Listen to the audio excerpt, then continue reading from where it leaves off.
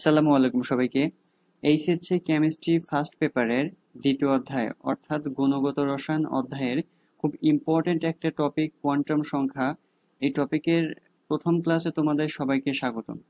তো আমরা আজকের ক্লাসে কোয়ান্টাম সংখ্যা কি, এটা কখন ব্যবহার করতে হয় এবং এই সংক্রান্ত যাবতীয় যে আলোচনাগুলো হতে পারে, বিভিন্ন রকম প্রবলেম হতে পারে, বিভিন্ন রকম সৃজনশীল হতে পারে, সব আমরা শেষ করে ফেলবো, ঠিক আছে? তো কোয়ান্টাম সংখ্যায় এই জিনিসটাকে ভালোভাবে বোঝানোর উদ্দেশ্যে আমি তোমাকে একটা ঘটনা দিয়ে শুরু করব। তো ধরো যে আমি কোনো একদিন একটা ট্রেন ভ্রমণ করতে চাই। তো এখন ট্রেন ভ্রমণ করতে চাইলে আমার ট্রেনের টিকিট কাটতে হয়, তাই না? তো ধরো আমি টিকিট কেটেছি, এখন টিকিট কেটে আমি স্টেশনে যাব। এখন আমি স্টেশনে গেলাম, স্টেশনে গিয়ে দেখলাম স্টেশনে অনেকগুলো ট্রেন। এখন আমি বুঝবো কিভাবে যে আমি কোন ট্রেনে যাচ্ছি? তো আমি যে টিকিটটা কেটেছি সেই টিকিটে কিন্তু কোনো তথ্য থাকতে হবে, যেই তথ্যের মাধ্যমে আমি কোন সিটে বসে ট্রেন জার্নিটা করব সেটা আমি জানতে পারবো, তাই না? অর্থাৎ টিকিটে কিন্তু নির্দিষ্ট কিছু তথ্য আমাদের দেয়া থাকে, যেটার মাধ্যমে আমি খুঁজে পাবো, আমি আমার সিটটাকে খুঁজে পাবো, আমি যে জার্নি করছি এই জার্নিতে আমি কোন সিটে বসে জার্নি করব সেটা কিন্তু খুঁজে পাবো হচ্ছে টিকিটে বিভিন্ন তথ্য জানার মাধ্যমে। এখন একটু চিন্তা করো তো, যে তুমি ধরো একটা টিকিট কাটছো। এখন এই টিকিটে কি কি তথ্য দেয়া থাকে যেটার মাধ্যমে আমরা আমাদের সিটের কাছে পৌঁছাতে পারি? সেটা হচ্ছে আমাদের প্রথমে জানতে হবে যে আমাদের ট্রেনের নাম কি, আমি কোন ট্রেনে যেতে চাচ্ছি, অথবা ট্রেনের একটা নাম্বার থাকে, তাই না?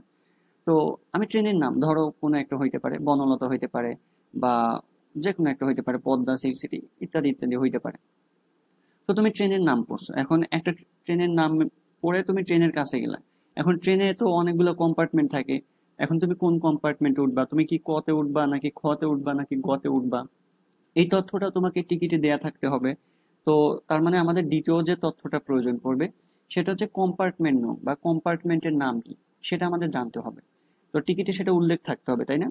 আচ্ছা, এরপরে তুমি কম্পার্টমেন্টের ভিতরে গেলা।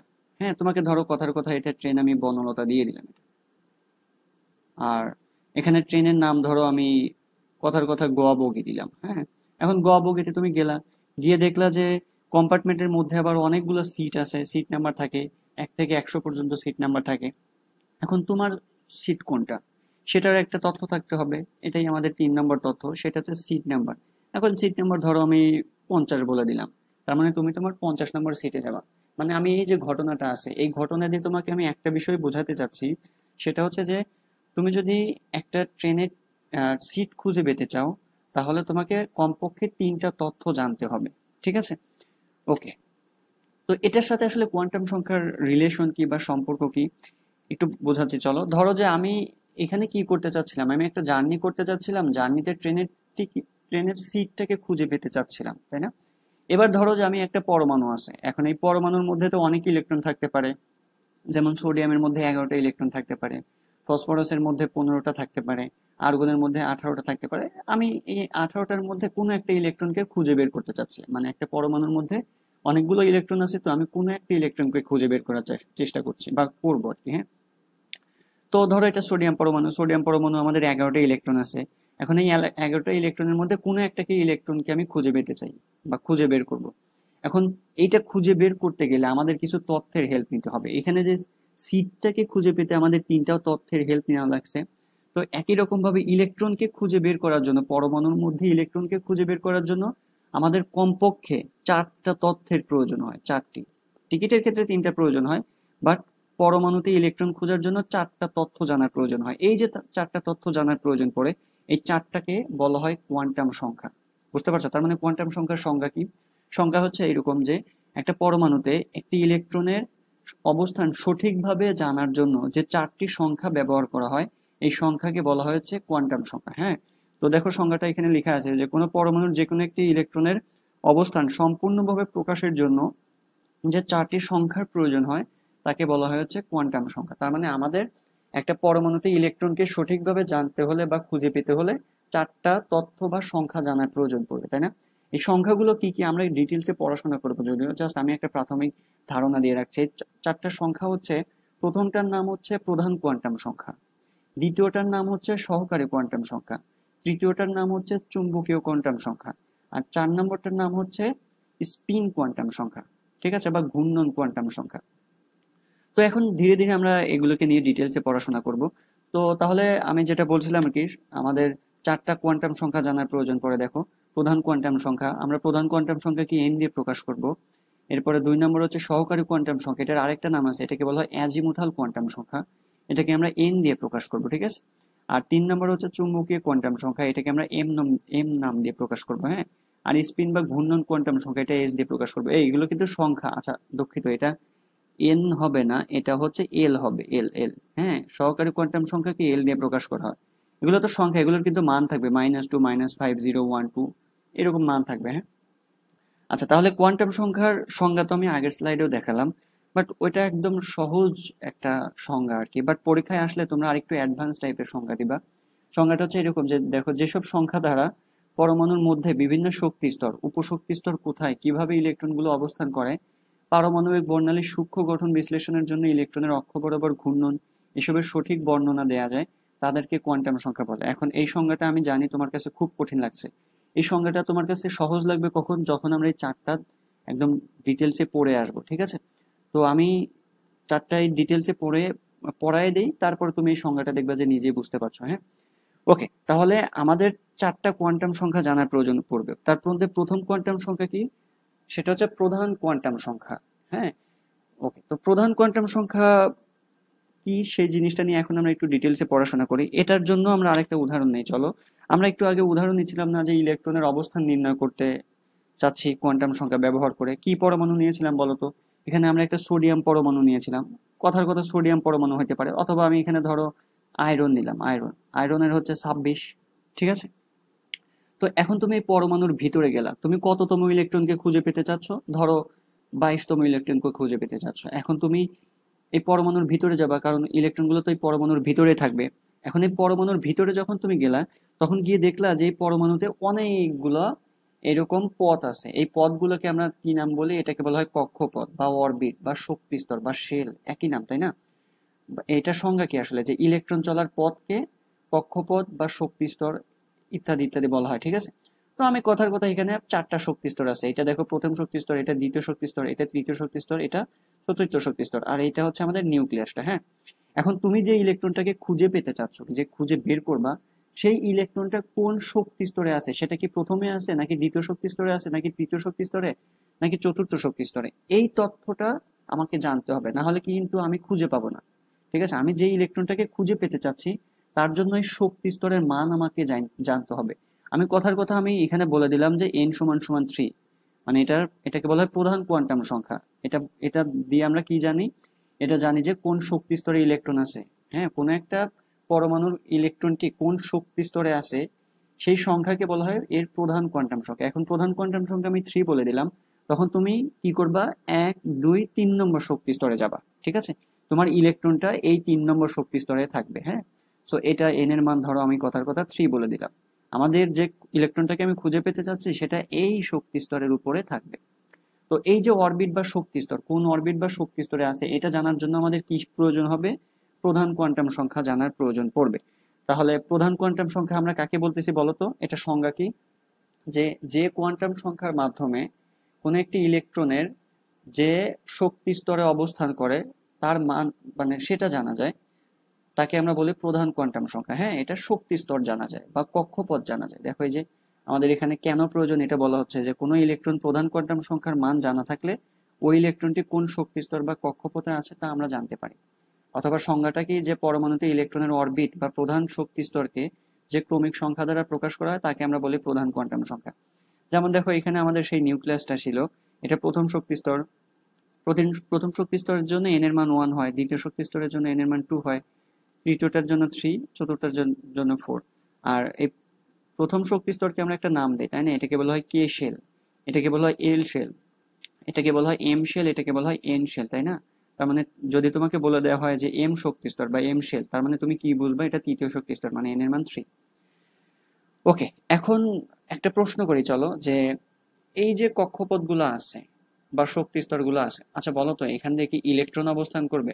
মানে প্রথম শক্তি স্তরে কি ইলেকট্রন অবস্থান করবে? ডেফিনেটলি করবে। দ্বিতীয় শক্তি স্তরে ইলেকট্রন অবস্থান করবে, তৃতীয় শক্তি স্তরে করবে, চতুর্থ শক্তি স্তরে করবে। এখন এই যে শক্তি স্তরগুলোতে যে ইলেকট্রনগুলো অবস্থান করবে, এই ইলেকট্রনগুলো কি এমন হবে যে 10টা, 20টা, 30টা, যা ইচ্ছা ইচ্ছা মতো থাকবে? উত্তরটা হচ্ছে না। কিন্তু এক একটা শক্তি স্তরের জন্য কিছু নির্দিষ্ট সংখ্যক ইলেকট্রন থাকতে পারবে। সেই মানটাই আমরা এখন জানার চেষ্টা করব, যে আমরা একটা প্রশ্নের মুখোমুখি হচ্ছে যে একটা শক্তি স্তরে কতগুলো ইলেকট্রন থাকবে তা নির্ণয়ের সূত্রটা তোমরা ছোটবেলা থেকে জানো, যে একটা অরবিট বা শক্তি স্তরে কতগুলো ইলেকট্রন থাকতে পারবে তা নির্ণয়ের সূত্র হচ্ছে 2n²। হ্যাঁ, সর্বোচ্চ ইলেকট্রন সংখ্যা কোথায়? কক্ষপথ বা শক্তি স্তরে। তো চলো এগুলো আমরা করি। দেখো শক্তি স্তরগুলো তো অনেক হইতে পারে, প্রথম শক্তি স্তর, দ্বিতীয় শক্তি স্তর, তৃতীয় শক্তি স্তর, চতুর্থ শক্তি স্তর। হ্যাঁ, তো প্রথম শক্তি স্তরের জন্য n এর মান 1, দ্বিতীয় শক্তি স্তরের জন্য n এর মান 2, তৃতীয় শক্তি স্তরের জন্য n এর মান 3, এরকম ভাবে চলতে থাকবে।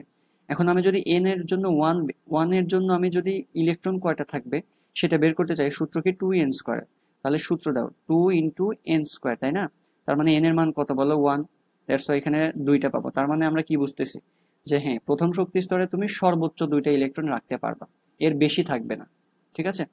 তো দ্বিতীয় শক্তি স্তরের জন্য সূত্র দাও, এবারে n এর মান 2 নিব, মানে 2 × n², মানে 2 × 2 এর উপর স্কয়ার, গুণ করলে 8 পাবো, তাই না? এটা বলতে কি বোঝায়, যে দ্বিতীয় শক্তি স্তরে আমাদের সর্বোচ্চ 8টা ইলেকট্রন থাকতে পারবে। 5টা, 6টা, 7টা ইত্যাদি থাকতে পারে, কিন্তু সর্বোচ্চ 8টা থাকবে, মানে 8টার বেশি থাকতে পারবে না। ঠিক আছে? একই রকম ভাবে তৃতীয় শক্তি স্তরে 16টা থাকবে, মানে সূত্র মান বসাও, 3 এর উপর স্কয়ার করলে 9, সরি এখানে 16 হবে না, এটা ভুল লেখা আছে, এটা 18 হবে, 18। মানে এখানে মাল্টিপ্লাই করো, দেখো যে 3 এর উপর স্কয়ার করলে 9 × 2 মানে 18 পাচ্ছি। আর যদি 4 হয় তাহলে 4 এর উপর স্কয়ার করবা, মানে 16 হবে, 16 সাথে 2 গুণ করলে 32 পাচ্ছি। হ্যাঁ, তার মানে চতুর্থ শক্তি স্তরে সর্বোচ্চ 32টা ইলেকট্রন থাকতে পারে। যদি তোমাকে বলা হয় 7 নম্বর শক্তি স্তরে কয়টা ইলেকট্রন থাকবে, সূত্র কি বলো? 2n², মানে সর্বোচ্চ কয়টা ইলেকট্রন থাকতে পারবে আর কি। সো 2 × 7 এর উপর স্কয়ার, তাহলে 7 7 49, 2 গুণ করলে 98 পাবো, তাই না? ওকে, তার মানে 98টা ইলেকট্রন সর্বোচ্চ এখানে থাকতে পারবে। তো এই গেল হচ্ছে প্রধান কোয়ান্টাম সংখ্যা। হ্যাঁ, তাহলে প্রধান কোয়ান্টাম সংখ্যা দিয়ে আমরা কি জানতে পারি? কোনো একটা ইলেকট্রন কত শক্তি স্তরে আছে সেটা জানতে পারি। হ্যাঁ, আচ্ছা, এখন আসো সহকারী কোয়ান্টাম সংখ্যা আমরা কাকে বলবো? আবার চলো সেই ইলেকট্রনকে খোঁজার ঘটনায় চলে যাই। আমরা এই যে এই পর্যন্ত ছিলাম, আমি এখানে বলে দিয়েছি যে এখানে n এর মান 3। হ্যাঁ, এটা হচ্ছে আমাদের প্রধান কোয়ান্টাম সংখ্যা জানলাম, জানার মাধ্যমে আমি তৃতীয় নম্বর শক্তি স্তরে যাচ্ছি। আমি কিন্তু ইলেকট্রনকে খুঁজে পেতে যাচ্ছি, আমার একটা ইলেকট্রনকে খুঁজে বের করা লাগবে। ঠিক আছে? আমি জানি না, ধরো 22তম বা 23তম, যাই হোক, কোনো একটা ইলেকট্রনকে খুঁজে পেতে চাচ্ছি। এখন তুমি এই 3 নম্বর শক্তি স্তরে গেলা, তোমার যে ইলেকট্রনটাকে খুঁজে পেতে চাচ্ছ সেটার জন্য তুমি 3 নম্বর শক্তি স্তরে, তোমাকে বলা হয়েছে যে হ্যাঁ, n এর মান 3, তার মানে 3 নম্বর শক্তি স্তরে আছে। এখন কি হবে জানো? এই শক্তি স্তরগুলোর ভিতরে যদি আবার প্রবেশ করো, তাহলে দেখবা যে এটা কিছু উপশক্তি স্তরে বিভক্ত থাকে। দেখো আমি n এর মান 3 নিয়েছি, তৃতীয় শক্তি স্তরে দেখা যায় যে এই শক্তি স্তরটা 3টা ভাগে ভাগ হয়ে থাকে। এটাকে বলা হয় হচ্ছে উপশক্তি স্তর। ঠিক আছে? এটার আরেকটা নাম আছে, এটাকে বলা হয় অরবিটাল। ঠিক আছে? এটা পারফেক্টলি ভাবে আসলে অরবিটাল বলা উচিত না, মানে অরবিটাল আর উপশক্তি স্তরের মধ্যে সামান্য কিছু পার্থক্য আছে, বাট আমরা আলোচনার সুবিধার্থে উপশক্তি স্তর আর অরবিটাল একই বিবেচনা করব। এটা অরবিটাল, হ্যাঁ, এগুলো সব অরবিটাল হিসেবে বিবেচনা করব। যদিও অরবিটাল আর উপশক্তি স্তরের মধ্যে সামান্য কিছু পার্থক্য আছে, এটা নিয়ে আমি একটু পরে আলোচনা করতেছি। হ্যাঁ, আপাতত আমরা উপশক্তি স্তর আর অরবিটাল একই বিবেচনা করছি।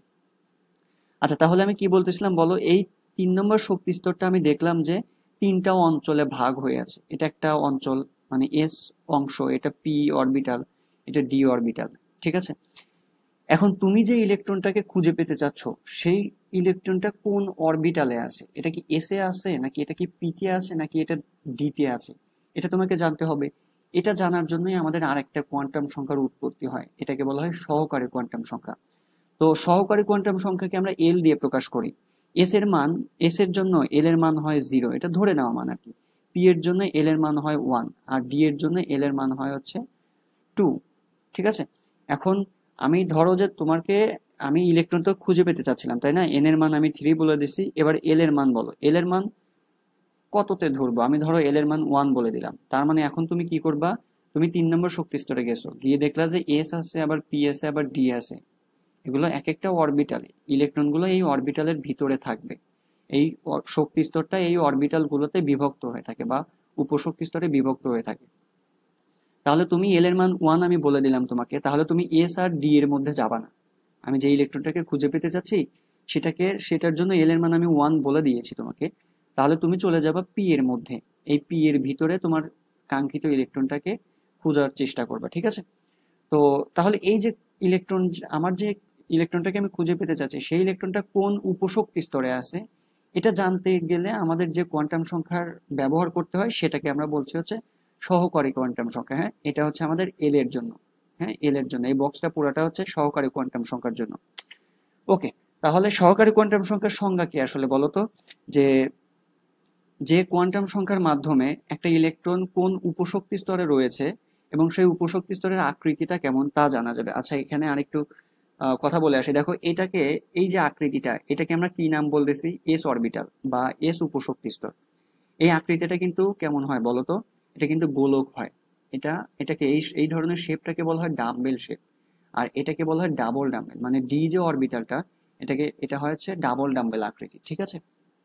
ওকে, তাহলে আমরা এল এর মান জানার মাধ্যমে, মানে সহকারী কোয়ান্টাম সংখ্যা জানার মাধ্যমে কোন অরবিটাল বা কোন উপশক্তি স্তরে ইলেকট্রনটা রয়েছে সেটা জানতে পারি, এবং সেই উপশক্তি স্তরের আকৃতি কেমন হবে, সেটা কি গোলক হবে, সেটা কি ডাবল ডাম্বেল হবে, নাকি সেটা ডাম্বেল হবে, এটা আমরা জানতে পারি, তাই না?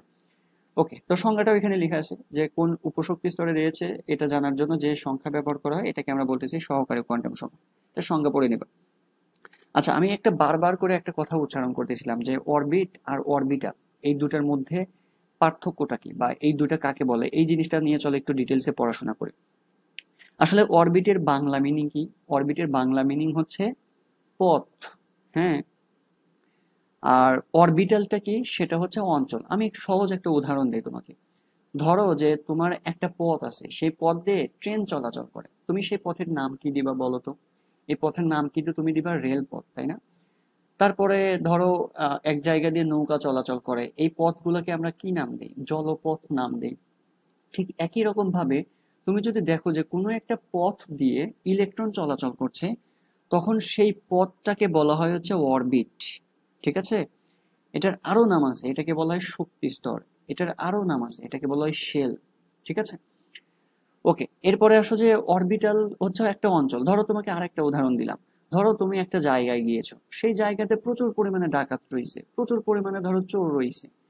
তুমি সেই অঞ্চলটাকে কি নাম বলো? যে হ্যাঁ, এই অঞ্চলটা ডাকাতের অঞ্চল বা এই অঞ্চলটা চোরের অঞ্চল। তো ঠিক একই রকম ভাবে যেই অঞ্চলে তুমি দেখবা যে ইলেকট্রন গুলো অবস্থান করছে, সেই অঞ্চলগুলোকে আমরা বলবো হচ্ছে অরবিটাল। তার মানে অরবিটাল হচ্ছে একটা অঞ্চল। আমাদের অঞ্চলগুলো কেমন হয়? আমাদের যে মানচিত্রটার কথা বলো, বাংলাদেশের অঞ্চল কেমন? কিছুটা মানুষ আকৃতির উপর। রাজশাহীর অঞ্চল একরকম দেখতে হয়, ঢাকার অঞ্চল দেখতে একরকম হয়, তাই না? তো অরবিটালেরও কিন্তু এরকম অঞ্চল হবে আর কি, বিভিন্ন রকম অরবিটাল পাবো আমরা বা বিভিন্ন রকম অঞ্চল পাবো। তাহলে এখানে দেখো সেই সংজ্ঞাটা লেখা আছে যে অরবিটের অনেকগুলো নাম আছে। অরবিট, শক্তিস্তর, কক্ষপথ বা শেল। এটা হচ্ছে ইলেকট্রন চলার পথকে শক্তিস্তর বা কক্ষপথ বলে।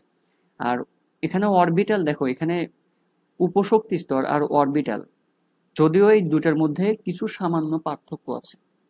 উপশক্তি স্তর আর অরবিটাল একদম পারফেক্টলি সেম বলা উচিত না, বাট আলোচনার সুবিধার্থে আমি উপশক্তি স্তর আর অরবিটালকে একই বিবেচনা করছি। এটার মধ্যে যে পার্থক্যটা রয়েছে সেটা নিয়ে আমি এর পরের কোয়ান্টাম সংখ্যা যেটা, সেটার মধ্যে গিয়ে আলোচনা করব, ঠিক আছে? আপাতত তোমরা এটাকে একই বিবেচনা করো। তাহলে উপশক্তি স্তর যে কথা, অরবিটালও একই কথা। অনেক সময় আমরা এটাই করি আসলে, উপশক্তি স্তর আর অরবিটাল একই বিবেচনা করি। এটার সংজ্ঞাটা কেমন? যে নিউক্লিয়াসের চারিদিকে যে নির্দিষ্ট অঞ্চলব্যাপী ত্রিমাত্রিকভাবে ইলেকট্রনগুলো অবস্থানের সম্ভাবনা বেশি থাকে তাকে আমরা অরবিটাল বলি। মানে যেই জায়গাতে ইলেকট্রন পাওয়ার চান্স বেশি বা সম্ভাবনা বেশি, সেই অঞ্চলটাকে আমরা বলতেছি হচ্ছে অরবিটাল বা উপশক্তি স্তর।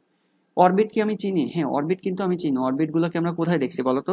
আমরা যে প্রধান কোয়ান্টাম সংখ্যা পড়লাম না, এই দেখো এগুলো সবগুলোই অরবিটাল কিন্তু, বা সবগুলোই শক্তি স্তর। এটা প্রথম শক্তি স্তর, দ্বিতীয় শক্তি স্তর। হ্যাঁ, আচ্ছা, এখন আসো যে আমরা অরবিটাল সম্পর্কে আরেকটু ডিটেলসে পড়াশোনা করি। অরবিটাল বা অঞ্চলগুলো কেমন হয়। ওকে, তো দেখো যে আমরা সহকারী কোয়ান্টাম সংখ্যার মান আর অরবিটালের আকৃতি নিয়ে পড়াশোনা করছি এখন। আমাদের প্রথম যে আকৃতিটা সেটা হয় এরকম, মানে আমরা বাস্তব জীবনে যে উপশক্তি স্তরের আকৃতিগুলো পাবো সেটা দেখতে কিছুটা এরকম হবে। একটা একটা এটাকে আমরা বলতেছি গোলক অঞ্চল, তাই না? এটা দেখো একটা গোলক অঞ্চল। এগুলো এই যে দেখো দেখো অনেক এগুলো। আচ্ছা, একটা কথা বলো তো, এই যে ডট ডট ডট দিয়ে কি বোঝানো হচ্ছে বলো তো? এটা কিন্তু ইলেকট্রন সংখ্যা বোঝানো হচ্ছে না, এটা একটা ইলেকট্রনের জন্যই বিভিন্ন সময়ে বিভিন্ন অবস্থান বোঝানো হচ্ছে। ধরো প্রথম সেকেন্ডে এইখানে আছে, দ্বিতীয় সেকেন্ডে সে এইখানে চলে গেছে, মানে ও তো রোটেট করতে থাকবে, আসলে ওর অবস্থানটা কিন্তু একদম ফিক্সড না, ও এক এক পরিস্থিতিতে এক এক অবস্থানে থাকবে। তো এই যে সর্বোচ্চ যে জায়গাটুকু পাবো, এই যে সম্ভাবনা যেখানে বেশি, এই অঞ্চলটাকে আমরা বলতেছি হচ্ছে উপশক্তি স্তর, ঠিক আছে। এবং এটার আকৃতিটা কেমন দেখো, এটা হচ্ছে গোলক আকৃতি। এই গোলক আকৃতির অঞ্চল যখন পাওয়া যায় তখন সেটাকে বলা হয় হচ্ছে এস অরবিটাল, ঠিক আছে। এবং এটার জন্য এল এর মান ধরে নেওয়া হয়, এটার মান ধরে নেওয়া হয় হচ্ছে 0, ঠিক আছে। এবং খাতায় তুমি কিভাবে লিখবা, খাতায় এইভাবে লিখবা, ঠিক আছে। ওকে, এরপরে আরেক ধরনের কেমন অঞ্চল পাওয়া যায়, এই ধরনের একটা অঞ্চল পাওয়া যায়। দেখো এই ধরনের শেপ, এই শেপগুলো কিন্তু তোমরা কখনো দেখো নাই। গ্লাস আকৃতির শেপ হইতে পারে না, অনেক ধরনের শেপ হইতে পারে, ত্রিভুজ আকৃতি, চতুর্ভুজ আকৃতি, এই ধরনের শেপটাকে একটা নাম দেওয়া হয়, এটাকে বলা হয় ডাম্বেল আকৃতি, ঠিক আছে। তো এই ধরনের অঞ্চল যখন পাওয়া যায় তখন সেটাকে বলা হয় হচ্ছে পি অরবিটাল, ঠিক আছে। পি অরবিটাল, এটা হচ্ছে দেখো ডাম্বেল, খাতায় তোমরা এইভাবে লিখবা। তো এটাকে আমরা নাম বলতেছি হচ্ছে পি অরবিটাল। তাহলে পি অরবিটাল দেখতে কেমন, ডাম্বেল আকৃতি। এবং এটার জন্য এল এর মান ধরে নেওয়া হয়, এটার মান হচ্ছে 1। তার মানে তোমাকে যদি এল এর মান 1 বলে দেয় তাহলে তুমি কি বুঝবা, ও আচ্ছা এটা পি উপশক্তি স্তর, ঠিক আছে। আচ্ছা, এরপরে আরেক ধরনের অরবিটাল পাওয়া যায় বা অঞ্চল পাওয়া যায়, সেটা হচ্ছে এইরকম অঞ্চল। দেখো এটা এটা একটা ডাম্বেল না, আবার এটা একটা ডাম্বেল। হ্যাঁ, এটা এর জন্য এটাকে নাম বলা হয়েছে ডাবল ডাম্বেল, খাতায় তোমরা এভাবে লিখবা, ঠিক আছে। আর এই যে ডাবল ডাম্বেল আকৃতি, মানে দুইটা ডাম্বেল পাইছো, এই ধরনের আকৃতিকে বলা হয় হচ্ছে ডি অঞ্চল বা ডি উপশক্তি স্তর। এবং এটার জন্য এল এর মান ধরে নেওয়া হয়, এটাকে বলা হয় হচ্ছে 2, ঠিক আছে, এটার মান 2 ধরে নেওয়া হয়। এরপরে এফ এরটা দেখো, এটা একটু মানে কমপ্লেক্স টাইপের, এটা পুষ্পাকৃতি হইতে পারে, বিভিন্ন ধরনের হইতে পারে। এটা দেখো কয়টা, এটার ক্ষেত্রে দেখো কয়টা ডাম্বেল আছে, এই পাশে একটা ডাম্বেল, মানে যে এটা একটা ডাম্বেল, একটু খেয়াল করো, এটা একটা ডাম্বেল, এটা আর একটা ডাম্বেল, এটা আর একটা ডাম্বেল, মানে এখানে এটাকে বলা হয় ডাবল ডাবল ডাম্বেল, ঠিক আছে। সো আবার অনেক সময় কঠিন বা জটিল পুষ্পাকৃতি হইতে হইতে পারে। এই ধরনের অরবিটালকে আমরা বলতেছি এফ অরবিটাল, এবং এটার এল এর মান 3।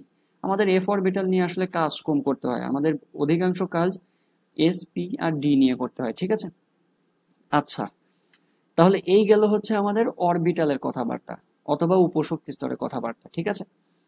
ওকে, এখন একটা প্রশ্ন করি চলো, যে ধরো যে এটার নাম কি বলো তো, এটা হচ্ছে অঞ্চল তাই না, বা অরবিটাল বা উপশক্তি স্তর। এখানে কি ইলেকট্রন থাকবে? হ্যাঁ, থাকতে পারে।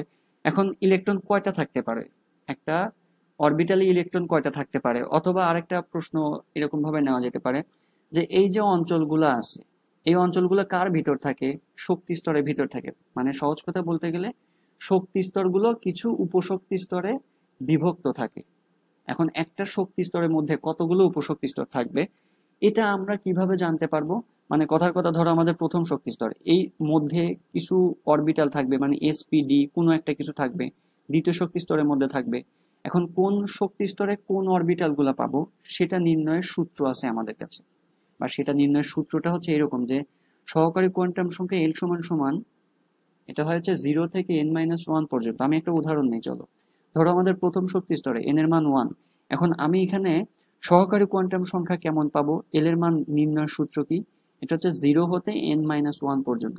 তার মানে এখানে সূত্র নাও, 0 হতে n-1 মানে কত বলো, 1 মাইনাস n এর মান 1, 1 মাইনাস 1 এত পর্যন্ত। 1 মাইনাস 1 এ কত পাবো বলো তো? এটা 0 পাবো। তার মানে 0 হতে 0 পর্যন্ত, মানে 0 হতে 0 পর্যন্ত কয়টা সংখ্যা আছে? একটা সংখ্যা আছে। তার মানে এখানে এই এল এর মান 0 পাইছো, মানে এটা কি নির্দেশ করে? এটা আমাদের এস অরবিটাল নির্দেশ করে, তাই না? তার মানে প্রথম শক্তি স্তরটা যে কতগুলো উপশক্তি স্তরে বিভক্ত থাকবে সেটা হচ্ছে একটাই থাকবে, মানে এর মধ্যে শুধু ওয়ান এস থাকবে। হ্যাঁ, প্রথম শক্তি স্তরের মধ্যে শুধুমাত্র এস অরবিটালটা অবস্থান করবে। তো এখানে তাহলে আমি কি পাবো, 1s পাচ্ছি। মানে এটা তো প্রথম শক্তি স্তরের জন্য এস, এর জন্য এটাকে 1s বলতেছি। এখন আসো দ্বিতীয় শক্তি স্তরের জন্য, আমাদের সূত্র তো সেম। সো এটা বের করব কিভাবে, 0 হতে n এর মান এবার 2 বসাবো, তাই না? n-1 মানে 2-1 পর্যন্ত। তাহলে 2-1 করলে কত হবে, 1 হবে। তাহলে 0 হতে 1 পর্যন্ত কয়টা সংখ্যা আছে? একটা আছে 0 আর একটা আছে 1। তার মানে এই এস 0 যেটা পাইছো এটা আমাদের এস অরবিটাল নির্দেশ করে, তাই না? আর 1 যেটা পাইছো, এল এর মান 1 বলতে কি বোঝায়, পি অরবিটাল নির্দেশ করে। তার মানে দ্বিতীয় শক্তি স্তরটা, হ্যাঁ দ্বিতীয় শক্তি স্তরটা দুইটা উপশক্তি স্তর পাওয়া যাবে, একটা এস পাওয়া যাবে আর একটা পি পাওয়া যাবে। তাহলে এখানে আমরা উপশক্তি স্তরগুলো কি কি পাবো? দ্বিতীয় শক্তি স্তরের জন্য 2s পাবো আর 2p পাবো। ঠিক আছে, আচ্ছা বলো তো 2d কি পাবো? 2d কি পাওয়া সম্ভব? এটা কিন্তু পাওয়া সম্ভব না, কারণ আমাদের n এর মান যদি 2 হয় তাহলে l এর মান হবে 0 আর 1।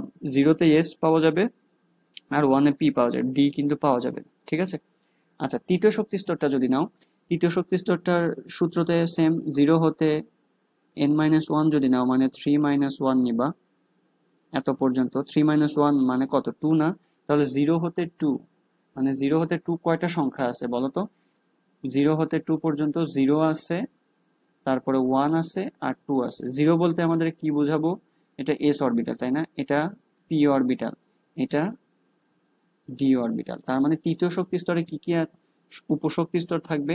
সেটা হচ্ছে 3s থাকবে, 3p থাকবে, 3d থাকবে। আচ্ছা একটা প্রশ্ন করি তো তোমাকে, বলো তো এই 2s আর 3s এটার মধ্যে পার্থক্য কেমন হবে?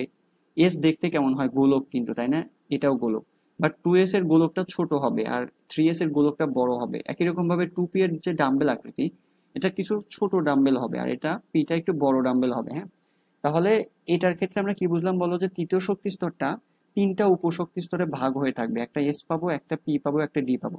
এটাই কিন্তু আমি একটু আগে তোমাকে দেখাই আসছি। দেখো এই যে এখানে এখানে আমি এখানে পড়াচ্ছিলাম না, যে এখানে যে স্লাইডে আরেকবার শো করি, দেখো এইখানে দেখো এই 3 নম্বর শক্তি স্তরটা আমাদের এখানে তিনটা উপশক্তি স্তরে ভাগ হয়েছিল। মানে এই শক্তি স্তরের মধ্যে 3 নম্বর শক্তি স্তরের মধ্যে তিনটা উপশক্তি স্তর পাবো, একটা পাবো এস, একটা পাবো পি আর একটা পাবো ডি, তাই না? ওকে,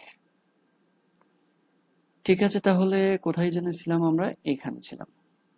হুম, এখন চতুর্থ শক্তি স্তর যদি নাও, সূত্র তো সেম, 0 থেকে n-1 পর্যন্ত। তাহলে 0 হতে n-1, n এর মান কত? 4-1। এখন 0 হতে একবারে লিখি আমি, 0 হতে 4-1 মানে কত বলো তো? 3, তাই না? 3, 0 হতে 3-তে কয়টা সংখ্যা আছে?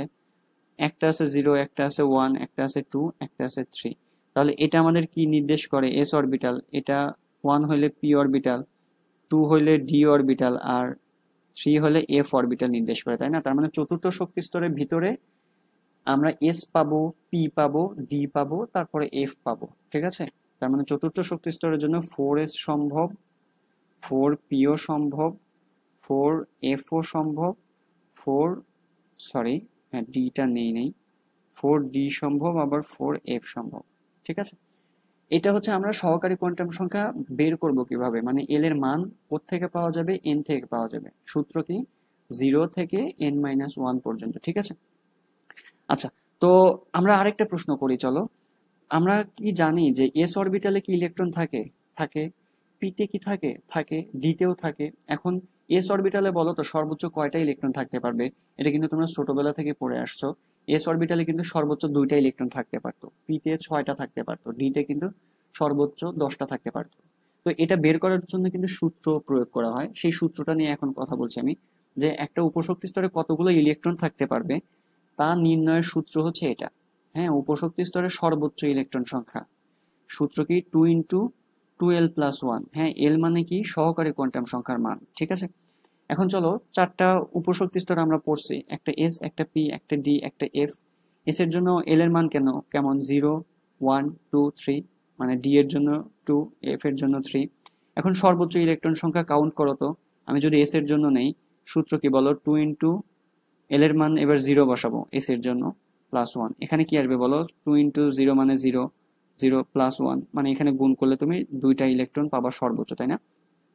আচ্ছা এবার যদি তুমি হচ্ছে সর্বোচ্চ ইলেকট্রন সংখ্যার সূত্র দাও, 2 × 12+1 মানে এবার এল এর মান 1 নিবা এবং +1 থাকবে। তাহলে 2 × 1 মানে মাল্টিপ্লাই করলে কত পাবা বলো? 2 পাবা। সাথে 1 যোগ করলে 3 পাবা, তাই না? 3 এর সাথে 2 গুণ করলে 6 পাবা। তার মানে আমাদের পি অরবিটালে ম্যাক্সিমাম 6টা ইলেকট্রন থাকতে পারে, এর থেকে বেশি থাকতে পারবে না। আর ডিতে যদি সূত্র দাও, 2 × 2 + 1, 2 × 2 = 4, 4 আর 1 5 পাবো। আর এখানে 2 মাল্টিপ্লাই আছে, দ্যাটস এখানে 10 পাচ্ছি। একই রকম ভাবে এফ এর জন্য কত হবে বলো?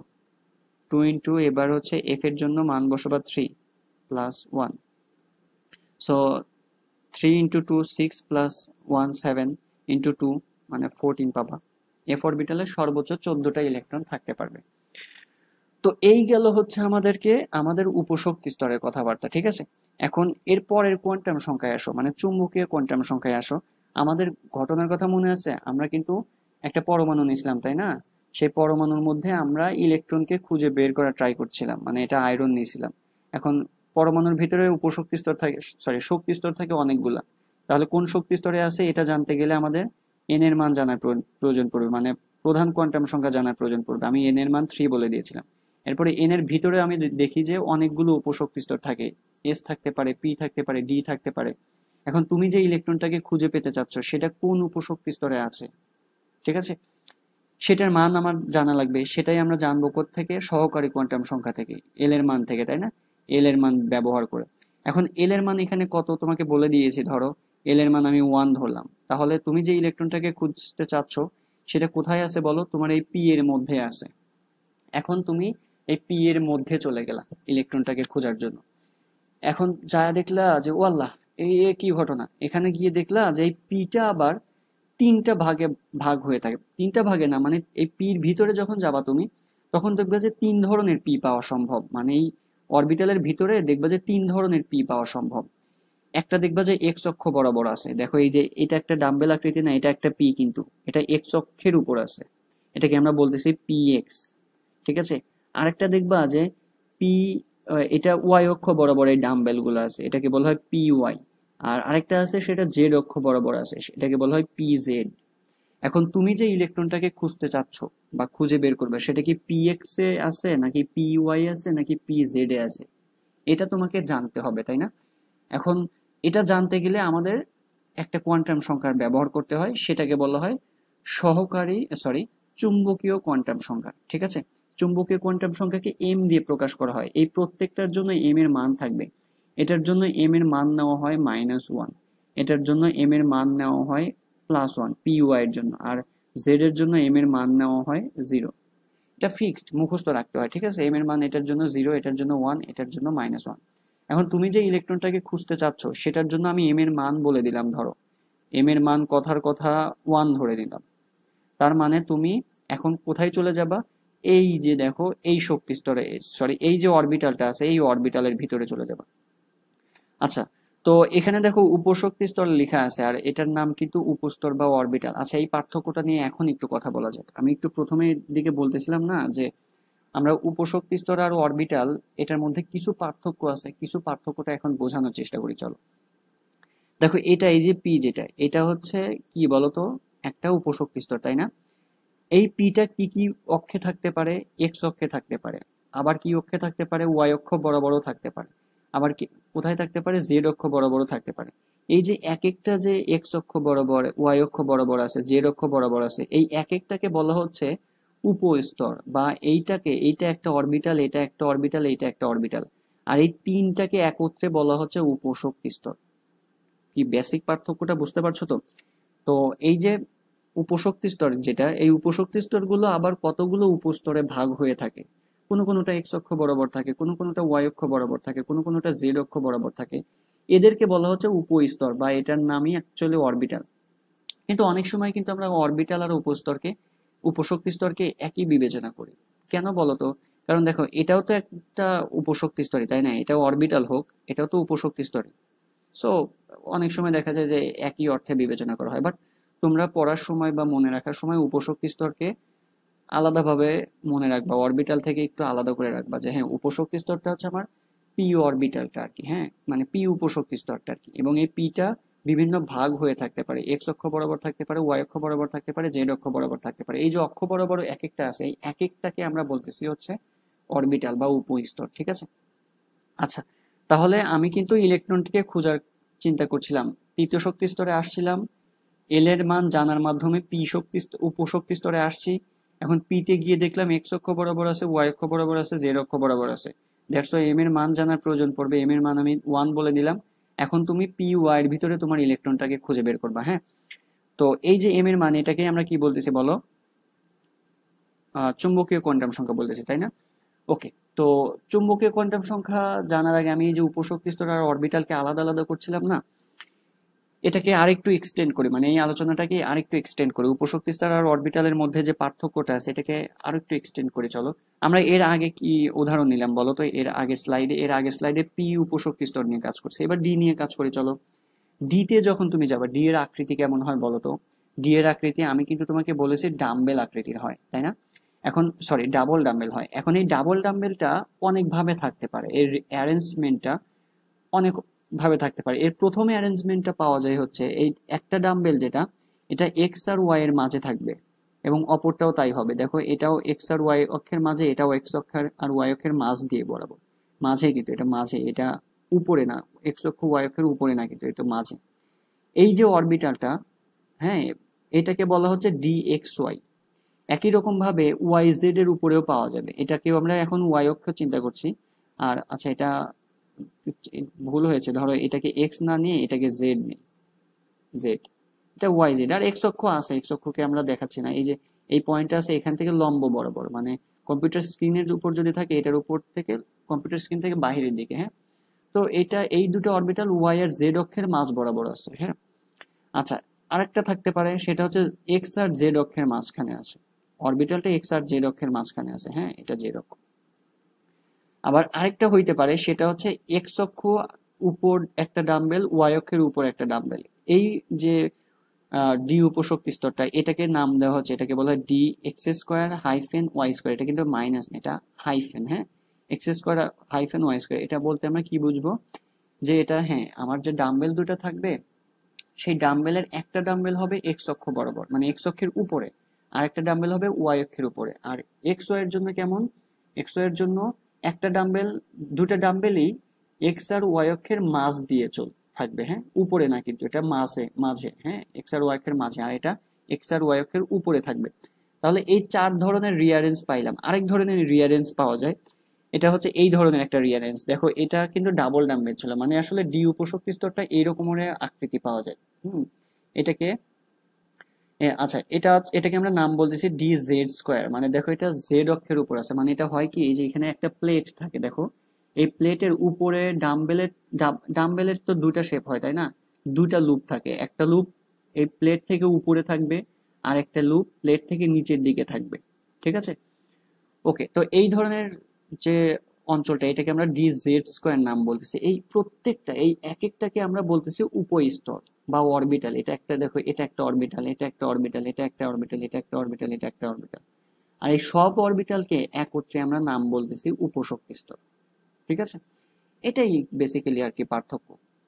তো এখানে অনেক রিডিং লেখা আছে, তোমরা একটু পড়ে নিও, হ্যাঁ। আমি এটা আর পড়ে পড়ে শোনাচ্ছি না আর কি, হ্যাঁ, আর সুন্দর করে নোট করে নিও, হ্যাঁ। ওকে, তাহলে এই গেল হচ্ছে উপশক্তি স্তর আর অরবিটালের মধ্যে পার্থক্য। আচ্ছা, তাহলে চুম্বকীয় কোয়ান্টাম সংখ্যা আমাদের কেন প্রয়োজন? সেটা হচ্ছে যে একটা উপশক্তি স্তর, একটা উপশক্তি স্তর কতগুলো উপস্তর বা অরবিটালে বিভক্ত থাকবে সেটা জানতে গেলে আমরা কোয়ান্টাম সংখ্যা ব্যবহার করি। অথবা একটা উপশক্তি স্তর কোন অক্ষ বরাবর রয়েছে, এটা কি এক্স অক্ষ বরাবর রয়েছে, নাকি ওয়াই অক্ষ বরাবর রয়েছে, নাকি জেড অক্ষ বরাবর রয়েছে, এই যে অ্যারেঞ্জমেন্টটা বা ত্রিমাত্রিক দিক বিন্যাসটা, এই বিন্যাসটা আমরা চুম্বকীয় কোয়ান্টাম সংখ্যা থেকে জানতে পারি। দেখো এটা কেন প্রয়োজন। প্রথম প্রয়োজন হচ্ছে উপশক্তি স্তরের ত্রিমাত্রিক দিক বিন্যাস জানি, মানে এটা কি এক্স অক্ষ বরাবর নাকি ওয়াই অক্ষ বরাবর আছে সেটা জানতে পারি। এবং উপশক্তি স্তরের উপস্থিত উপস্তর বা অরবিটাল সংখ্যা আমরা জানতে পারি। চুম্বকীয় কোয়ান্টাম সংখ্যার মান যদি ধরো 1 হয়, তখন আমরা একটা অরবিটাল চিন্তা করি, এগুলোর মান আছে কিন্তু, এটার এম এর মান 0 হয়, ঠিক আছে, এটার এম এর মান 0 হয়। আর এগুলোর মান হচ্ছে, আচ্ছা বাকিগুলো আমি একটু পরে লিখে দিচ্ছি, আপাতত এম এর মান 0 বলতে আমরা কি বুঝবো, এটা হচ্ছে ডি জেড স্কোয়ার কে বুঝছি, হ্যাঁ। ওকে, তাহলে এটা সংজ্ঞাটা লেখা আছে যে কোয়ান্টাম সংখ্যার সাহায্যে উপশক্তি স্তরের চুম্বক ক্ষেত্রজনিত ত্রিমাত্রিক দিক বিন্যাস বা ত্রিমাত্রিক বিন্যাস সম্পর্কে ধারণা পাওয়া যায়, তাকে আমরা চুম্বকীয় কোয়ান্টাম সংখ্যা বলি। এখন চুম্বকীয় কোয়ান্টাম সংখ্যার মান কেমন হবে, এই যে আমি এম এর মান এটার জন্য 0 ধরছি, হ্যাঁ, ডি এর জন্য কি কি 4-5টা মান পাওয়া যাবে কিন্তু, হ্যাঁ, এই মানটা আমরা কিভাবে ক্যালকুলেট করব বা কিভাবে বের করে নিয়ে আসবো, এটা কিন্তু একটা সূত্র থাকবে। সেটা হচ্ছে চুম্বকীয় কোয়ান্টাম সংখ্যা এম সমান সমান হবে হচ্ছে -L থেকে 0 সহ +-L পর্যন্ত। বুঝতে পারছো? তার মানে চুম্বকীয় কোয়ান্টাম সংখ্যা বের করতে গেলে কিন্তু এল এর মান জানতে হবে। হ্যাঁ, তো চলো আমরা উদাহরণ নেই। যেমন দেখো এখানে আমি অনেকগুলো উপস্তর নিয়েছি বা উপশক্তি স্তর নিয়েছি আর কি। হ্যাঁ, এটা এস অরবিটাল, অরবিটাল না বলে এটাকে উপশক্তি স্তর বলে। এটার জন্য এল এর মান 0, পি উপশক্তি স্তর, এটা ডি উপশক্তি স্তর। এখন এটার জন্য যদি আমরা চুম্বকীয় কোয়ান্টাম সংখ্যা বের করতে চাই, মানে এম এর মান বের করতে চাই, সূত্র কি? মাইনাস এল থেকে 0 সহ প্লাস মাইনাস এল পর্যন্ত। তাহলে মাইনাস এল এর এল কত বলো? 0, মানে -0 তো 0ই আসলেই, 0 থেকে 0 সহ 0 পর্যন্ত।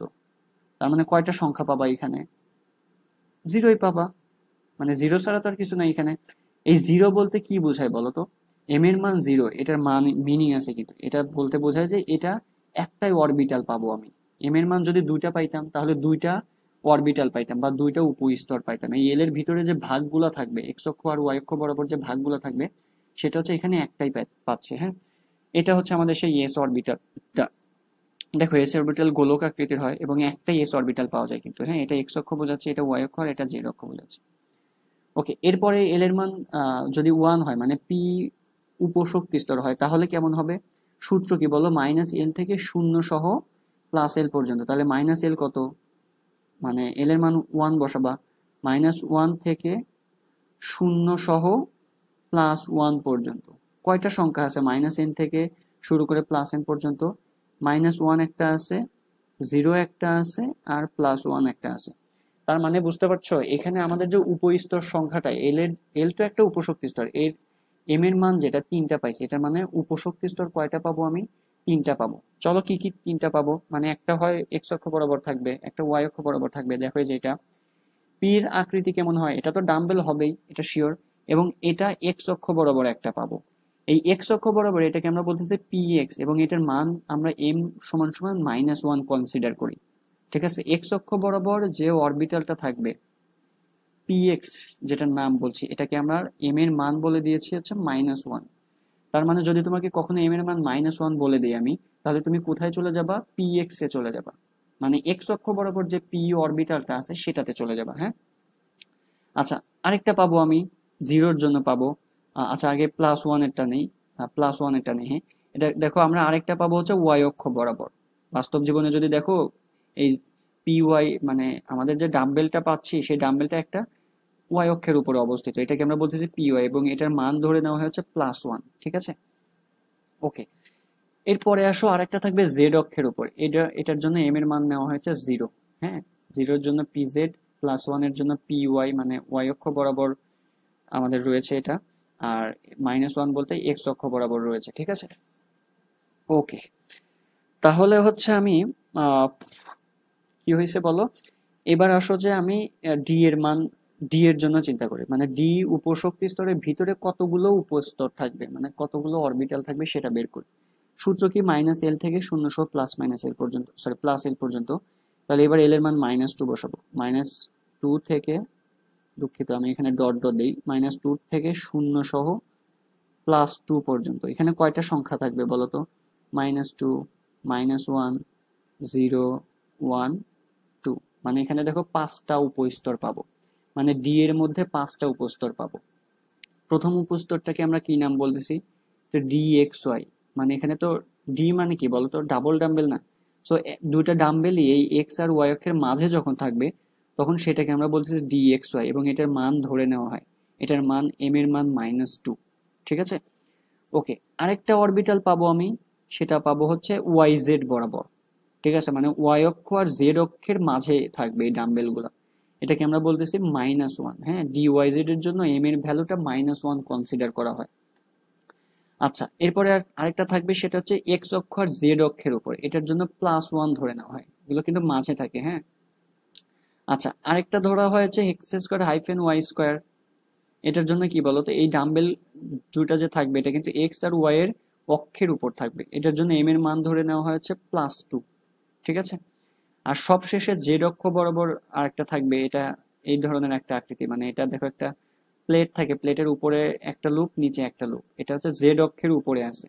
সো এটার জন্য এম এর মান ধরে নেওয়া হয়েছে 0 আর কি। হ্যাঁ, ওকে, তাহলে এম এর মান 0। ওকে, তো একটা প্রশ্ন করি এখানে, আচ্ছা, তোমাদের হচ্ছে ঢাকা ইউনিভার্সিটিতে এই রিসেন্ট একটা কোশ্চেন, মানে 23-24 অথবা 24-25-এ একটা প্রশ্ন আসছিল যে ডি অর ডি যে উপশক্তি স্তরগুলো আছে, কোন উপশক্তি স্তরগুলি এক্স অক্ষ বা অক্ষগুলোর মাঝে, মানে উপরে থাকে, মাঝে না, দুঃখিত, প্রশ্নটা আমি আরো স্পষ্ট করে বলি। ডি উপশক্তি স্তরগুলোর মধ্যে কোনগুলা আহ, এই অক্ষ বরাবর, মানে অক্ষের উপরে অবস্থান করে? বলো তো এটা কোনটা কোনটা অক্ষের উপরে অবস্থান করে? দেখো, এগুলো কিন্তু অক্ষের মাঝে অবস্থান করে। শুধুমাত্র D X square hyphen Y square এটা কিন্তু অক্ষের উপরে অবস্থান করে। আবার ডি জেড স্কোয়ারও কিন্তু অক্ষের উপরে অবস্থান করে। হ্যাঁ, এই যে চিত্রগুলো আমি আঁকাইছি, এই চিত্রগুলো কিন্তু তোমাদের একদম পারফেক্টলি মুখস্থ করতে হবে। এটা বিশেষ করে এটা এটা 5 স্টার, এটা ঢাকা ইউনিভার্সিটিতে একবার রিটেনেও দিয়েছিল, বলেছিল যে ডি অরবিটাল গুলো চিত্র অঙ্কন করো, তখন এই চিত্রগুলো তোমাকে, এই 5টা চিত্র তোমাকে আঁকাইতে হবে, ঠিক আছে? আচ্ছা, তো এই গেল হচ্ছে আমাদের অরবিটাল সমূহের জন্য এম এর মানগুলো কেমন হইতে পারে। হ্যাঁ, ওকে। এরপরে আমাদের স্পিন কোয়ান্টাম সংখ্যা আসবে বা ঘূর্ণন কোয়ান্টাম সংখ্যা, এটাকে আমরা এস দিয়ে প্রকাশ করছি, ঠিক আছে? এখন আমরা একটা ঘটনায় দেখছিলাম না, এই যে আমরা ইলেকট্রনকে খোঁজার ট্রাই করছিলাম, আমরা প্রথমে আগে শক্তি স্তর কত সেটা জানছিলাম, আমি ধরে নিয়েছিলাম এটা 3। এখন এই 3 শক্তি স্তরটা আবার 3টা ভাগ হইতে পারে বা 3টা উপশক্তি স্তর থাকতে পারে, একটা এস, একটা পি, একটা ডি থাকতে পারে। এখন এটার জন্য আমার এল এর মান জানার প্রয়োজন পড়বে। আমি কথার কথা এল এর মান কি বলে দিয়েছে বলতো? এল এর মান আমি এখানে 1 বলে দিয়েছিলাম, তার মানে আমাদের এই উপশক্তি স্তরের মধ্যে আমাদের ইলেকট্রনটা অবস্থান করবে। এখন পি এর ভিতরে গিয়ে তুমি দেখলা এখানে পি এক্স আছে, তারপরে পি ওয়াই আছে, পি জেড আছে। এখন তুমি যে ইলেকট্রনটাকে খুঁজে পেতে চাচ্ছ সেটা কোন আহ, অক্ষ বরাবর রয়েছে? সেটা কি পিএক্স বরাবর থাকা পি অরবিটালে আছে, নাকি ওয়াই অক্ষ বরাবরে থাকা, সরি এক্স অক্ষ বরাবরে থাকা পি অরবিটালে আছে, নাকি ওয়াই অক্ষ বরাবরে থাকা পি অরবিটালে আছে, নাকি জেড অক্ষ বরাবরে থাকা পি অরবিটালে আছে? সেটার জন্য আমাদের মান জানা লাগবে, তাই না? সেটার জন্য আমরা এম এর মান জানতাম। এটার জন্য এম এর মান কেমন বলতো? এটা -1, এটা এম এর মান +1, আর এটার জন্য এম এর মান 0 ধরা হয়। আমি এম এর মান ধরো আমি +1 বলে দিয়েছি, তাহলে তুমি এই ওয়াই অক্ষ বরাবর অরবিটালের ভিতরে গেলা। এখন ভিতরে যখন গেলা তখন তুমি দেখবা যে এই এই এই যে অরবিটাল গুলো আছে এগুলোর মধ্যে কিন্তু প্রত্যেকটাতে 2টা করে ইলেকট্রন সর্বোচ্চ থাকতে পারে। মানে এখানে 2টা ইলেকট্রন থাকবে, এখানে 2টা ইলেকট্রন থাকবে, এখানে 2টা ইলেকট্রন থাকবে, সব মিলায় 6টা ইলেকট্রন পাবো, তাই না? আচ্ছা, তাহলে পি এক্স এ 2টা, পি ওয়াই তে 2টা, পি জেড এ 2টা। এখন পি ওয়াই তে 2টা ইলেকট্রন থাকতে পারে, তাই না? এই 2টা ইলেকট্রনের মধ্যে একটা ইলেকট্রন ক্লকওয়াইজ ঘুরতে থাকে, মানে এটা স্থির থাকে না, ঘূর্ণনশীল। এটা দেখা যায় যে অ্যান্টি ক্লকওয়াইজ থাকে, একটা ঘুরে অ্যান্টি ক্লকওয়াইজ আর একটা ঘুরে ক্লকওয়াইজ। এখন তুমি যে ইলেকট্রনটাকে খুঁজে বের করার চেষ্টা করছো বা খুঁজতে চাচ্ছ সেটা কি ক্লকওয়াইজ ঘুরছে নাকি অ্যান্টি ক্লকওয়াইজ ঘুরছে, এই জিনিসটা জানার জন্য আমাদের আরেকটা কোয়ান্টাম সংখ্যা জানার প্রয়োজন পড়বে। এটাকে আমরা বলতেছি স্পিন কোয়ান্টাম সংখ্যা। এই যে যখন অ্যান্টি ক্লকওয়াইজ ঘুরে তখন এটার জন্য যে স্পিন কোয়ান্টাম সংখ্যা, এটাকে এস দিয়ে প্রকাশ করা হয়, এটার মান ধরে নেওয়া হয় +12, ঠিক আছে? আর ক্লকওয়াইজ হইলে এস এর মান ধরে নেওয়া হচ্ছে -12। তার মানে তুমি এই পিতে যখন চলে আসলা তখন তোমাকে আমি এস এর মান বলে দিলাম হচ্ছে +12। তার মানে তুমি কোন ইলেকট্রনকে চুজ করবা? অ্যান্টি ক্লকওয়াইজ ইলেকট্রনকে চুজ করবা, ঠিক আছে? আমি এই পুরাটার একটা সামারি টানি, চলো। ধরো তুমি ইলেকট্রন থেকে তো খুঁজবা, ইলেকট্রন খুঁজবো, তাই না? ইলেকট্রন খুঁজবো। এখন ইলেকট্রন খোঁজার জন্য আমাদের এন এর মান বলে দিলাম 3। তাহলে তুমি কোথায় যাবা? 3 নম্বর শক্তি স্তরে যাবা। এখন 3 নম্বর শক্তি স্তরে গিয়ে দেখলা অনেকগুলো উপশক্তি স্তর আছে। এখন আমার এল এর মান এক একজনের জন্য এক এক রকম, সো এল এর মান আমি বলে দিলাম 1। তাহলে তুমি কি করবা? তুমি এস আর ডি তে যাবা না, তুমি ইলেকট্রনটাকে খোঁজার জন্য পি তে যাবা। পি তে চলে গেছে। এখন পি তে গিয়ে দেখলা অনেকগুলো উপস্তর বা অরবিটাল রয়েছে। এখন আমি কি পি এক্স এ বা পি ওয়াই বা পি জেড এ যাবো? আমি কোনো একটাতে যাব। আমি এম এর মান কথার কথা বলে দিলাম +1। তাহলে তুমি কোন অক্ষ বরাবরটাতে যাবা? ওয়াই অক্ষের যেটা আছে সেটাতে যাবা, ঠিক আছে? এখন হ্যাঁ, এখন পি ওয়াই তে গিয়ে দেখলা যে এটা একটা কিছু অ্যান্টি ক্লকওয়াইজ একটা ক্লকওয়াইজ আছে। এখন আমি এস এর মান তোমাকে বলে দিলাম -12।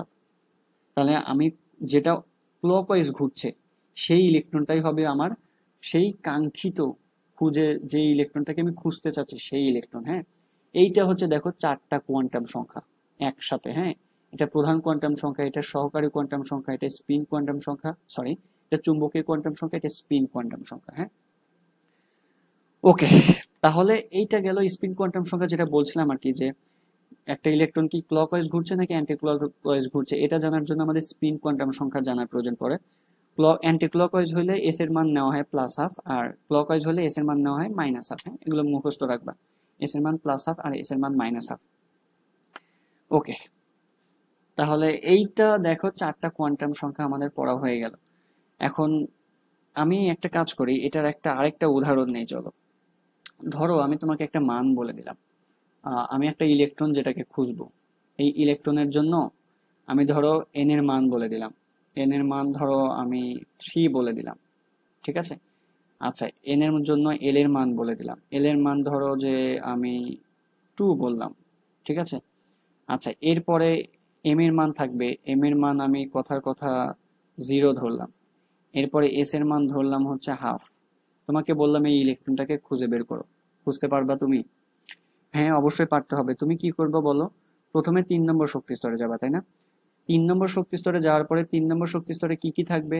এস থাকবে, পি থাকবে, ডি থাকবে, তাই না? এখন তুমি কোনটাতে যাবা? এল এর মান 2 কার? ডি এর মধ্যে, তাহলে ডি এর মধ্যে চলে যাবা, এটা ডি অরবিটালে চলে যাবে। হ্যাঁ, এখন ডি অরবিটালের মধ্যে তো আবার ভাগ থাকে, এটা ডি এক্স ওয়াই থাকে, ডি ওয়াই জেড থাকে, ডি জেড এক্স থাকে। তুমি কোনটাতে যাবা? তুমি এম এর মান 0 কার তার মধ্যে যাবে। এম এর মান 0 কার মনে আছে তোমাদের? জেড অক্ষ বরাবর যেটা ছিল সেটার মান কিন্তু এম এর মান 0 ছিল, দেখো এইটা হচ্ছে এম এর মান 0, তার মানে এই যে অরবিটালটা আছে এইটার মধ্যে তুমি চলে আসবা, ঠিক আছে। ওকে, কোথায় ছিলাম আমরা? এখানে ছিলাম, হ্যাঁ। সো এটা এম এর মান 0 বলতে কি বোঝানো হচ্ছে, যে তুমি ডি জেড স্কোয়ার যেটা আছে সেটা মানে ডি জেড স্কোয়ার মানে জেড অক্ষ বরাবর যেটা আছে, জেড অক্ষের উপর যে অরবিটালটা আছে সেটার মধ্যে যাবো। এখন সেটার মধ্যে গিয়ে দেখবো দুটা ইলেকট্রন, যে ইলেকট্রনটা প্লাস নিয়েছি, তাই না, অ্যান্টি ক্লকওয়াইজ ঘুরছে, অ্যান্টি ক্লকওয়াইজ ঘুরছে, সেই ইলেকট্রনটাকে আমার চুজ করতে হবে, বা সেটাই আমার কাঙ্ক্ষিত বা খুঁজে পাওয়া ইলেকট্রন। হ্যাঁ, ওকে, অনেক থিওরি পড়লাম, অনেক থিওরি পড়লাম। এখন আমি যথেষ্ট ভালোভাবে বোঝানোর চেষ্টা করছি। এখন আহ, আশা করি বুঝতে পারছো, কিন্তু তোমাকে এখন অনেক প্র্যাকটিস করতে হবে, অনেক পড়তে হবে, অনেক কিছু মুখস্থ করতে হবে। তো সুন্দর করে এগুলো নোট করবা, প্লাস হচ্ছে প্র্যাকটিস করবা বেশি বেশি, এবং একটু ফিজিক্যালি চিন্তা করার ট্রাই করবা আর কি। হ্যাঁ, চলো এই রিলেটেড যে আমাদের পরীক্ষাগুলোতে যে ধরনের প্রশ্ন আসে সেই প্রশ্নগুলো কিছু সলভ করে চলো। তো আমাদের প্রথম প্রশ্নটা, এটা বইয়েতে আসছিল 16-17-তে রিটেনে আসছিল। তো তোমাকে বলতেছে যে যদি প্রধান কোয়ান্টাম সংখ্যার মান 3 হয় তাহলে অন্যান্য কোয়ান্টাম সংখ্যা, মানে অন্যান্য কোয়ান্টাম সংখ্যা আর কি কি আছে? সহকারী কোয়ান্টাম সংখ্যা আছে, চুম্বকীয় কোয়ান্টাম সংখ্যা আছে, স্পিন কোয়ান্টাম সংখ্যা আছে, এই মানগুলো তোমাকে বের করে নিয়ে আসতে হবে। তো এই ধরনের মান করার জন্য আমি যেভাবে দেখাচ্ছি এইভাবেই করবা। তোমরা একটা টেবিল তৈরি করবা, ঠিক আছে। যেই টেবিলের প্রথম কলামে থাকবে হচ্ছে প্রধান কোয়ান্টাম সংখ্যা এন, দ্বিতীয় কলামে থাকবে সহকারী কোয়ান্টাম সংখ্যা এল, তৃতীয়টাতে চুম্বকীয় কোয়ান্টাম সংখ্যা, আর সবশেষ হচ্ছে স্পিন কোয়ান্টাম সংখ্যা। বুঝতে পারছো? ওকে, এখন আমি প্রধান কোয়ান্টাম সংখ্যার জন্য এন এর মান কত? 3 নিব, তাই না? 3 নিব। এখন বলো তো এন এর জন্য এল এর মান নির্ণয়ের সূত্র কি? এখানে তো জায়গা নাই। এল নির্ণয়ের সূত্র কি বলো তো? 0 হতে, সরি, হ্যাঁ, 0 হতে n-1 পর্যন্ত, তাই না? n-1 পর্যন্ত, এটা এল এর মান নির্ণয়ের সূত্র। তাহলে এল এর মান 3 যদি হয় তাহলে কি কি মান পাবো আমি বলো তো? এন এর মান যদি 3 বসাই তাহলে এল এর মান কি কি পাবো? 0 পাবো, 1 পাবো, আর 2 পাবো। তার মানে এল এর 3টা মান পাওয়া সম্ভব। একটা পাবো 0, একটা পাবো 1, একটা পাবো 2। এর জন্য কিন্তু আমরা 3টা সারি নিছি, দেখো এখানে 3টা সারি নিছি। এটা তুমি বুঝতে পারতে হবে, তোমাকে প্র্যাকটিস করতে গেলে এটা হয়ে যাবে যে তুমি কয়টা সারি বানাবে। ওকে, তো 3টা সারি নিয়েছে। এখন 0-র জন্য এল এর মান যখন 0 তখন এম এর মান কেমন? এম এর মান কিভাবে বের করতে হয়? 0 সহ প্লাস মাইনাস এল, তাই না? 0 সহ প্লাস মাইনাস এল। তাহলে 0 সহ প্লাস মাইনাস এল এর মান 0 বসাও, 0 সহ প্লাস মাইনাস 0, মানে এটা একটাই পাওয়া যাবে, সেটা হচ্ছে 0, ঠিক আছে। আচ্ছা, তার মানে এম এর মান আমি এখানে 0 পাচ্ছি। আচ্ছা, এখানে তোমাদের মেনশন করার দরকার নেই, এটা এস না পি এগুলো মেনশন করার দরকার নেই কিন্তু, হ্যাঁ। আচ্ছা, তাহলে স্পিন কোয়ান্টাম সংখ্যা কি কি পাবো? স্পিন সংখ্যা দুটা হইতে পারে, একটা +½ আর না হলে -½ ঠিক আছে। আচ্ছা, এখন যদি এল এর মান 3 হয় তাহলে এম এর মান কত? এম এর সূত্র কি? 0 সহ প্লাস মাইনাস এল। তাহলে এবার প্লাস মাইনাস এল নিবা, প্লাস মাইনাস এল কত বলো? 0 সহ +-1, তার মানে এটা একটা পাবো -1, একটা পাবো 0, আর একটা পাবো হচ্ছে 1। ঠিক আছে, ওকে। এখন এগুলোর মধ্যে স্পিন কোয়ান্টাম সংখ্যা তো আর ভিন্ন রকমের হইতে পারে না, হয় প্লাস হাফ হবে, না হলে মাইনাস হাফ হবে। ঠিক আছে, আচ্ছা এরপরে 2 নম্বর যদি নেই, 2 এর জন্য যদি নেই, তাহলে এটা হবে হচ্ছে -2, তারপরে -3, সরি -0 সহ প্লাস মাইনাস এল, মানে -L থেকে শুরু করবা, 0 সহ প্লাস এল পর্যন্ত যাবে, তার মানে -2 থেকে 0 সহ +2 পর্যন্ত যাবে, তার মানে -1 থাকবে এখানে, 0, 1 আর 2, মানে 5টা পাচ্ছে এখানে। তো এটাই হবে প্লাস হাফ, আর না হলে মাইনাস হাফ। ওকে, তো এইগুলো হচ্ছে আমাদের প্রবলেম নাম্বার 1। হ্যাঁ, এটা রিটেন আসলে, এবং এটা কিন্তু একাডেমিকে মানে সৃজনশীলে খুব বেশি আসে, এটা কোয়ান্টাম সংখ্যার এটা খুব বেশি আসে, একদম 5 স্টার। এন এর মান 3 হইলে, এন এর মান 4 হলে। আচ্ছা, তোমাকে এখানে আরো কয়েকটা অ্যাডিশনাল কোশ্চেন করি। আমাকে একটু বলো তো এখানে অরবিটাল কয়টা পাবো? আচ্ছা, 3 নম্বরে প্রথম প্রশ্ন, উপশক্তি স্তর কয়টা পাবো? উপশক্তি স্তর বলো তো, উপশক্তি স্তর কয়টা? 3টা না? একটা 0, একটা 1, একটা 2, মানে একটা এস, একটা পি, একটা ডি, তাই না? আচ্ছা, এবারে বলো উপস্তর কয়টা পাবো? উপস্তর, বা এটাকে আমরা অরবিটাল বলতেছিলাম, অরবিটাল কয়টা পাবো? দেখো তো কয়টা, এম এর মান কয়টা পাইছো? মোট দিয়ে অরবিটাল যদি পাও বের করো, তাহলে এখানে 1টা 2টা 3টা 4টা 5 6 7 8 9টা অরবিটাল পাবো মোট দিয়ে। ঠিক আছে, 9টা। বলো তো এখানে মোট দিয়ে ইলেকট্রন থাকতে পারবে কয়টা? তুমি জানো প্রত্যেকটা অরবিটালে 2টা 2টা করে থাকবে, মানে এখানে 2টা, এখানে 2টা, এখানে 2টা, সব মিলায় 18টা ইলেকট্রন পাবো, তাই না? সর্বোচ্চ ইলেকট্রন সংখ্যা পাবো 18। ওকে, প্রবলেমটা আশা করি বুঝতে পারছো। এর পরের প্রবলেমে যাই, চলো।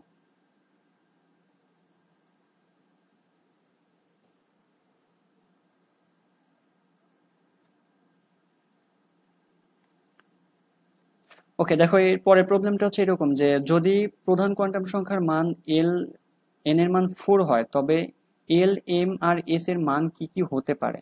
এল, এম আর এস এর মান। ওকে, মানে আগেরটার মতোই, কিন্তু এটাতে জাস্ট এন এর মান হচ্ছে 4 হবে আর কি। হ্যাঁ, ওকে, একই রকম ভাবে তুমি ছক তৈরি করবা। ছকের জন্য আমরা এখানে দেখো অনেকগুলো, এখানে ঘর কয়টা নিয়েছি? 1 2 3 4টা নিয়েছি। হ্যাঁ, 4টাই হওয়ার কথা। দেখি এন এর মান এবার 4 বসাও। এখন এন এর মান যদি 4 হয়, তাহলে এল এর মান নির্ণয়ের সূত্র কি বলো তো? এল সমান সমান 0 হতে, সূত্র কি বলো? n-1 পর্যন্ত, তাই না? n-1 পর্যন্ত, তাহলে কি কি পাবা? 0 হতে n-1 মানে 3 পর্যন্ত সংখ্যা কি কি আছে? 0, 1, 2 আর 3, মানে এল এর মান আমরা 3টা পাবো। একটা পাবো 0, একটা পাবো 1, একটা পাবো 2, একটা পাবো 3। ওকে, আচ্ছা এখন এম নির্ণয়ের সূত্র কি? সেটা হচ্ছে -L হতে 0 সহ +L পর্যন্ত, তাই না? তাহলে 0-র জন্য না, 0-র জন্য তো 0ই পাবো। 1 এর জন্য কি পাবো বলো? -1 থেকে 0 সহ +1 পর্যন্ত পাবো, তাহলে -1, 0 আর 1 পাচ্ছি। ঠিক আছে, আর স্পিন কোয়ান্টাম সংখ্যা এটা তো সমস্যা নেই, এটা প্লাস হাফ আর মাইনাস হাফ পাবো। এগুলো সবগুলো লিখে নিই, প্লাস হাফ, দুঃখিত এটা হচ্ছে, হ্যাঁ এটা আমি আর ডট ডট দিয়ে লিখলাম। হ্যাঁ, এটা সেম পাবো সবার ক্ষেত্রে। তো স্পিন কোয়ান্টাম সংখ্যা তো প্লাস হাফ মাইনাস হাফ ছাড়া অন্য কিছু হতে পারে না। আচ্ছা, এখন 2 এর জন্য নাও তো। 2 এর জন্য কি পাবো? -2, -1, 0, 1 আর 2। 3 এর জন্য কি পাবো বলো? এটা যে -3 হতে 0 সহ +3 পর্যন্ত, তার মানে এটা হচ্ছে -3, -2, -1, 0, 1, 2, 3 পর্যন্ত। মানে এখানে কয়টা পাইছি বলো তো? 1 2 3 4 5 6 7টা পাচ্ছি। মানে এল এর মান 3 হলে চুম্বকীয় কোয়ান্টাম সংখ্যা এম এর মান কিন্তু 7টা পাওয়া যাবে। মানে এই উপশক্তি স্তরে উপস্তর বা অরবিটাল থাকবে 7টা। ঠিক আছে, তো তোমরা পরীক্ষার খাতায় এইভাবে ছক আঁকা আঁকা লিখবা। এবং এডিশনালি তোমরা পরীক্ষার খাতাতে অনেক সময় আমাদের গাইডগুলোতে দেখবা যে এই যে নিচে যে সূত্রগুলো আমরা এই এল এর মান কিভাবে পেলাম বা এম এর মান কিভাবে পেলাম, এটার কিন্তু সূত্র আছে, তাই না? এই সূত্রগুলো নিচে লিখে দিবা। নিচে লিখে দিবা যে এইখানে প্রধান কোয়ান্টাম সংখ্যা n হলে সহকারী কোয়ান্টাম সংখ্যা l সমান সমান 0 হতে n-1 পর্যন্ত।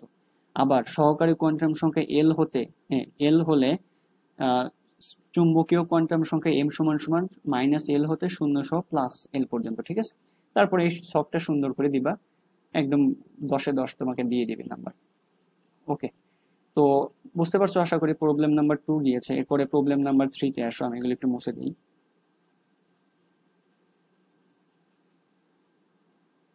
ওকে, দেখো এরপরে আরেকটা প্রবলেম আসছে, এটা বুয়েটের 16-17-তে আসছিল রিটেনে।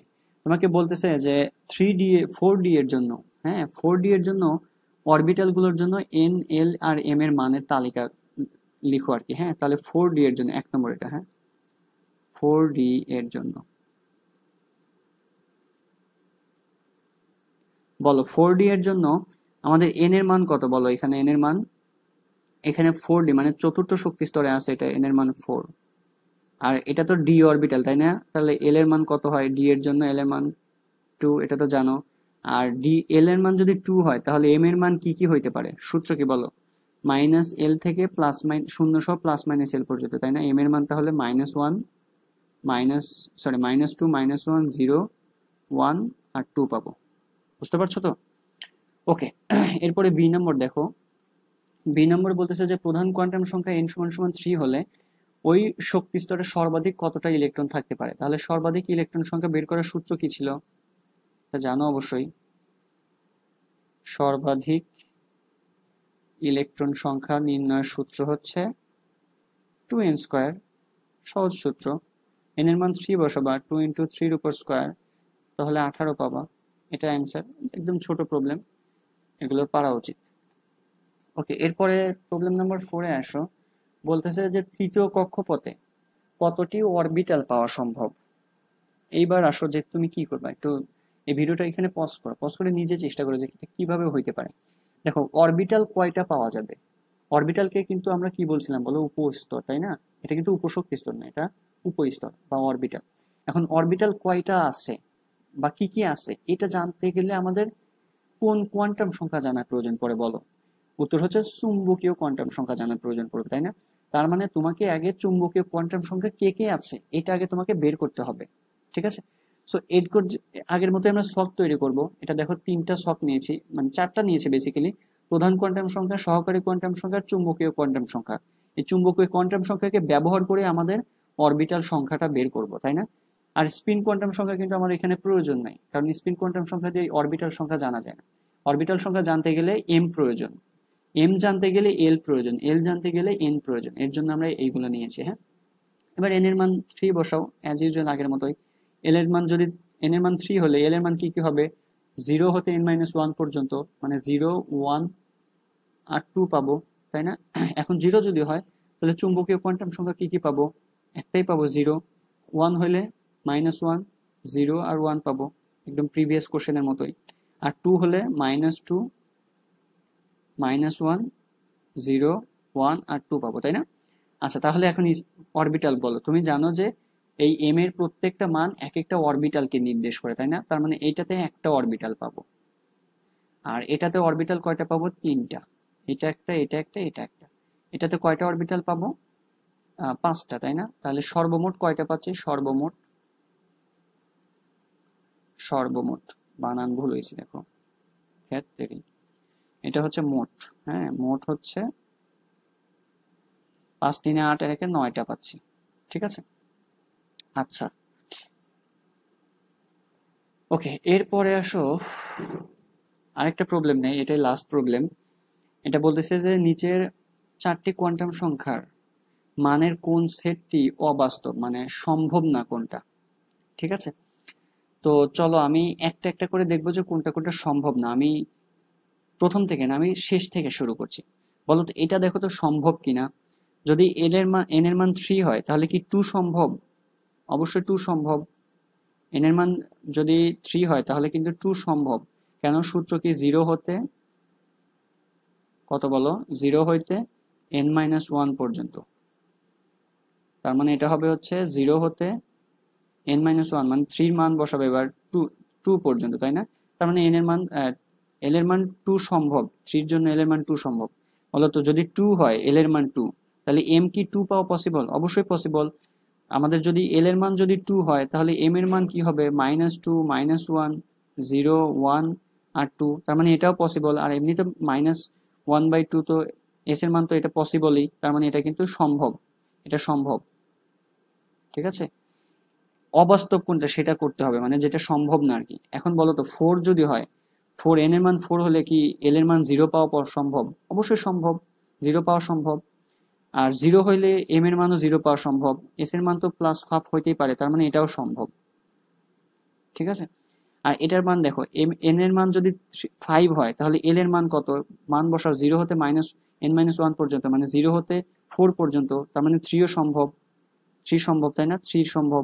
এখন n এর মান যদি l এর মান যদি 3 হয় তাহলে m এর মান কেমন হবে? m এর মান ওই যে এরকম হবে না, -3, -2, তারপরে -1, 0, 1, 2, 3 পর্যন্ত, তার মানে 0 সম্ভব। আর -1/2 তো এমনি সম্ভব, তার মানে এটাও সম্ভব, ঠিক আছে।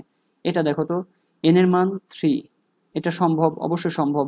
এখন n এর মান যদি 3 হয়, ঠিক আছে, n এর মান 3 হলে l এর মান কেমন হবে বলো তো?